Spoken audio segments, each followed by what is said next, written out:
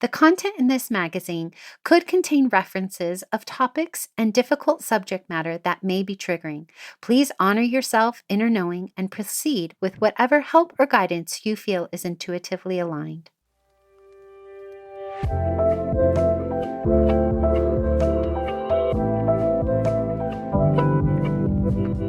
Welcome to Sovereign Magazine Podcast. I'm Nicole George, CEO and founder of Sovereign. I'm so happy you are here. We are the magazine podcast and community guiding 5 million women to their sovereign selves. From heart-led conversations to magical meditations, our inspiring guests will show you how they can help you step into your sovereign self. Are you ready to listen to your inner voice and step into your power? Then keep listening to hear all of the intuitive messages meant for you today.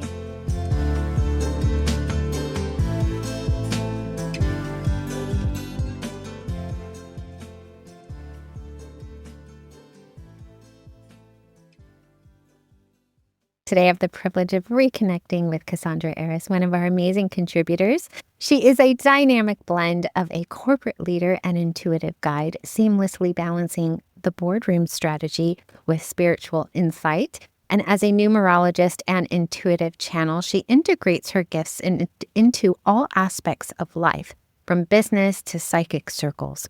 She values faith and humor and empowers others to face their fears and embrace authenticity. Her mission is to guide people towards self-liberation through awareness and self-forgiveness while helping them find true freedom. Welcome back, Cass.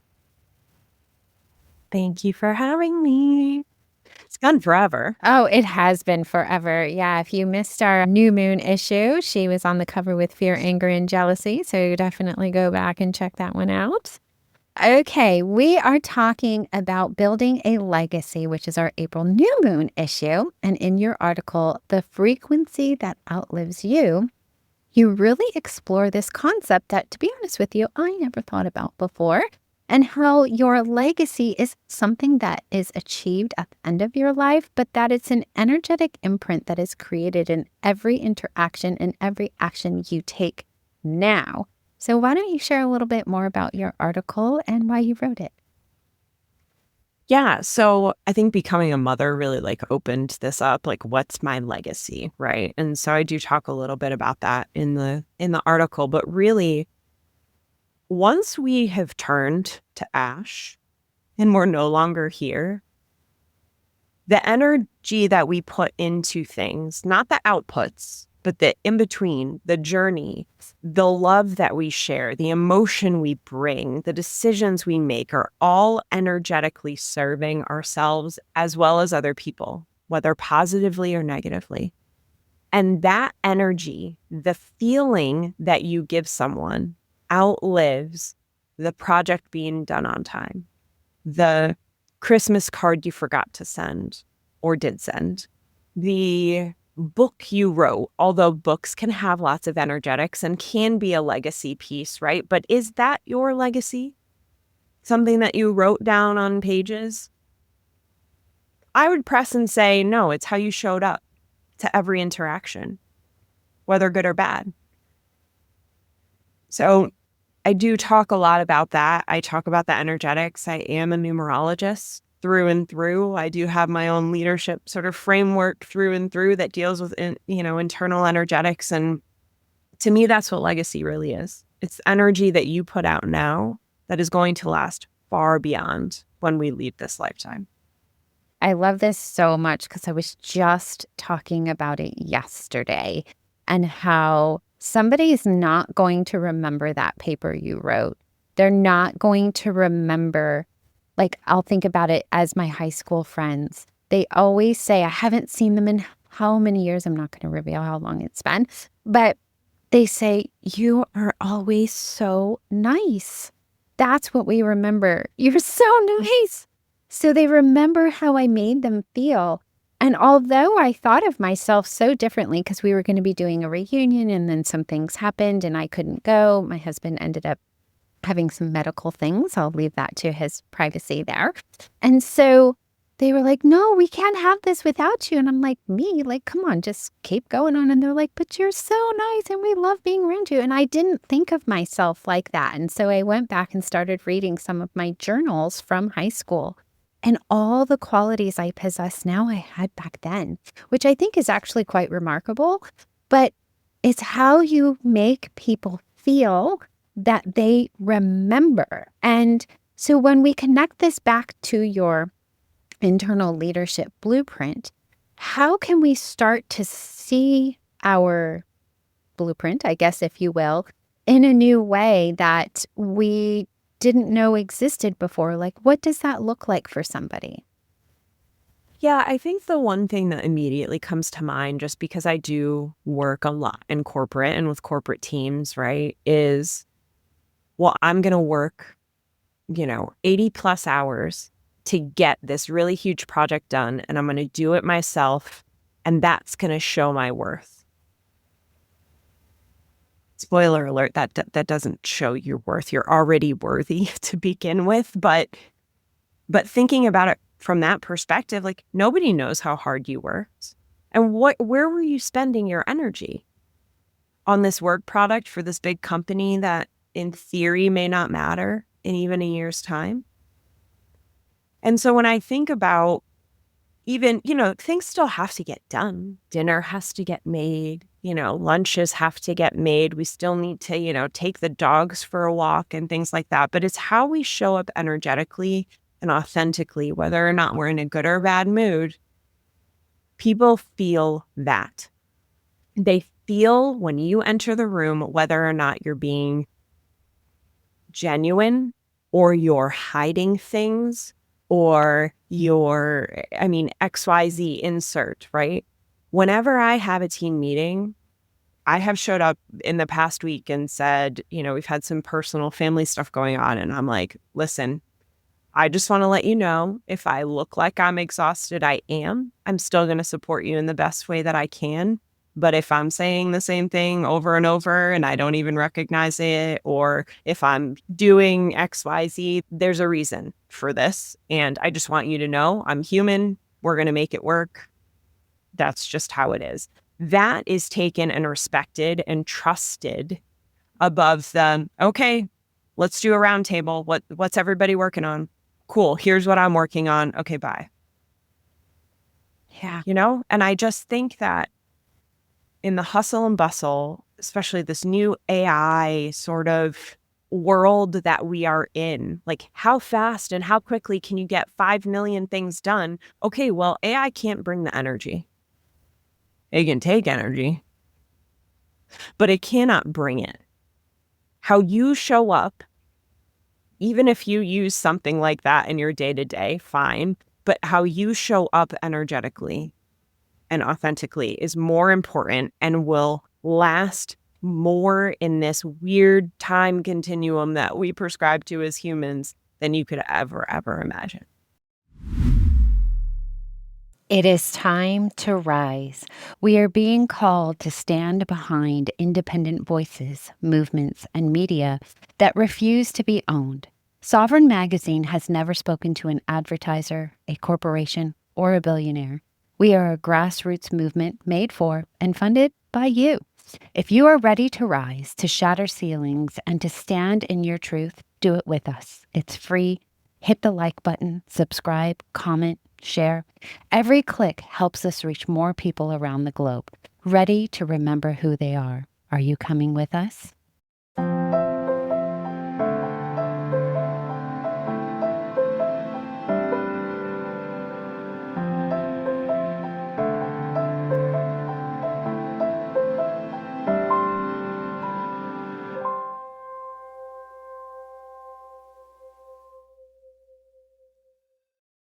I'm going to expand a little bit on this. So I was on a town hall call yesterday with the platform Heartbeat that we host our community on. So shout out to them. They're absolutely amazing. And they said AI is a collaborator. It is not a connector. There is no way that your energy can be weaved through something created within AI. It is a tool but you have the ultimate energy and essence that you are imprinting into those things. And so I want to share one little quote from you before we move into steps to your sovereign self, because you're going to be doing an amazing guided visualization for us. But legacy, in your definition, is something that lingers, and that invisible ripple will be left behind. And so as we go into this space with Cass, and she's going to give us this beautiful guided meditation, think about the ripples you're creating in this world and the feelings that are being left with your legacy. Amazing. I said that? Yes. Sure did. Yes. All right, perfect. Well, thank you for that introduction. I would love to do a meditation that I call the frequency that outlives you. And so we're going to attempt to lead ourselves into this legacy that we were always meant to become. So if you feel comfortable doing so, please close your eyes. Let your body soften just a little bit. Relax those shoulders that tend to be up by our ears. Relax the tension in your jaw. Let your shoulders drop and let your breath guide you inward. You are here, you are safe, and you are held. And in this moment, there is nowhere else you need to be. And now I'd like to invite you to visualize your sacred garden. So this is a space that is completely crafted for you, and it exists only for you. And you can come back here time and time again, whether you do this visualization or another. It is a safe space for you to land always. No one else's energy lives here but yours.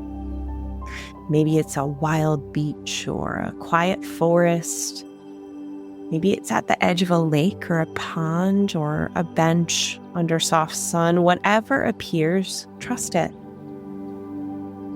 And let yourself take a seat, whether that's on the grass, on a blanket, on the sand, on a stone, wherever your body wants to land. Just let it.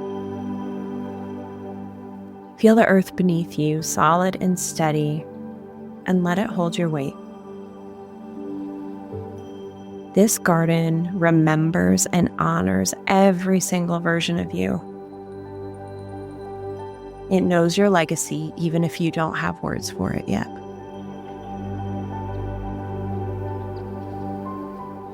And now I'd like to invite you to ask yourself gently, where does my legacy live in me? Is it in your chest, your hands, your spine? Maybe in the space behind your eyes or your eyes themselves? What sensation do you notice when you feel into the knowing that decades from now, your presence will still be felt?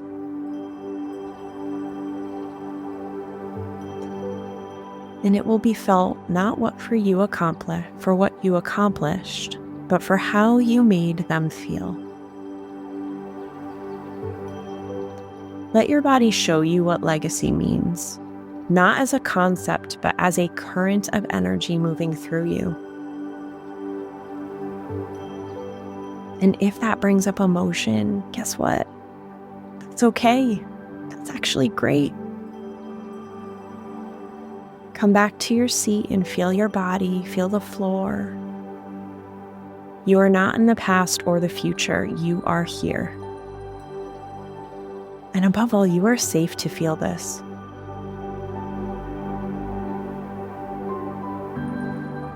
And now wherever you're seated, beside you, a book appears. Simple, it's elegant, it's familiar. And on the front cover, it says the word legacy. In your mind's eye, go ahead and pick it up. Feel the weight of it in your hands. This is your imprint in form. And when you're ready, open the book. Let whatever comes come. Maybe it's like there's a movie reel and a video playing. What do you see? Where is your energy already living? Is it in your children, in your team, your clients, your community? What moments lingered long after you left the room? And what truth stayed with them? Take a moment to let images flicker across the page.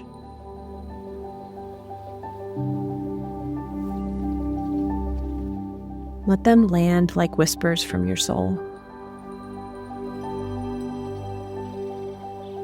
Because guess what, babe? This is your legacy made visible.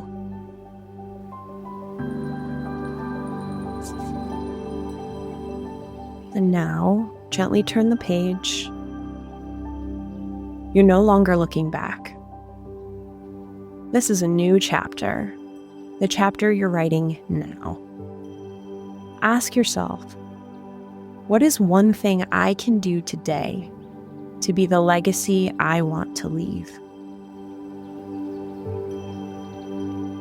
Let it be human, simple and true. Maybe it's a boundary, literally just the word no you could say to a question you know may be asked later. Perhaps it's a kind word to someone you know won't be expecting it. Maybe it's just a deeper breath before responding, or even a decision you've been holding back from. Or whatever it is, you let that rise. Let it anchor in your awareness. Let it be printed in this book. All you need to do is choose it, and that's enough. And now, slowly bring your attention back to your breath.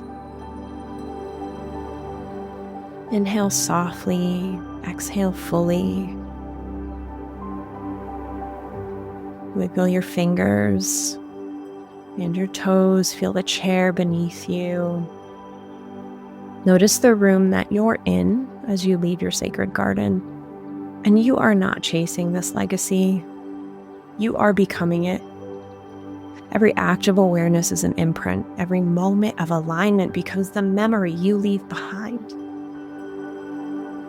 May you walk from this moment, not trying to be remembered, but choosing to be felt. You are the frequency that outlives you. Oh, you're so amazing. Okay, well, I know. Try not to cry. Oh, yes. Oh, so amazing. My book was empty. It's okay. Honestly, that happens sometimes. Yeah. This is still just an invitation. Yeah. Maybe you're just living it. Yeah. It was stuck like the page was like up and it didn't want to turn one way or the other. And it was just all blank. So I'll have to dissect that a little bit later. Okay, well, if you had an amazing experience, definitely communicate with Cass. She's in our community, community.sovereign-magazine.com. All of her details are in the show notes. She is also doing a year-long show with us on our YouTube and Substack channels, so please like, share, subscribe. And we are just so delighted to have you. Thank you so much for being here today. Thank you. It's always an honor, Nicole. Thank you for listening. This is the last episode for this issue. I'll be back again on the full moon with another soul-led entrepreneur here to help guide you to your sovereign self. Subscribe to our magazine and podcast and join our global community for all the magic. Details to connect with today's guest or join the movement are in the show notes. If you enjoyed this episode, please leave a review. It helps us reach our goal of guiding 5 million women to self-sovereignty.